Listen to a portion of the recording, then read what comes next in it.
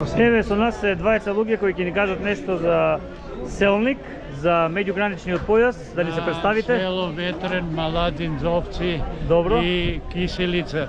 Неговата куќа и нашата куќа се на растојание од 1200 метара. Кај границата? До граничната линија. Нашата е 1000 метара, а неговата е на 200 метара на бугарска страна. Значи... И се гледа на тука в Македонија. Често доаѓате за Делчево? Често, веќе 80 пати до сега. Љубител е на македонската песна, пријател со Слушам Стојне само Николов. македонски песни. Супер. Стојне Николова ли беше? Стојнето. Има, да, таква пејачка. Има, ја и гледам. Он е пријател на Фейсбук. Таму си живеете? Не живееме. У Перник живееме.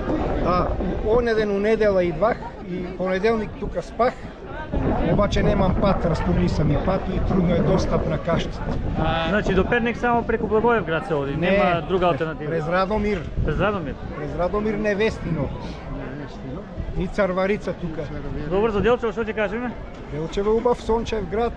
Имаше радио едно време, а сега не го чувам. А таму одите ли често Кај кај... Камено У се годината неколку пати, 3-4 пати најмногу.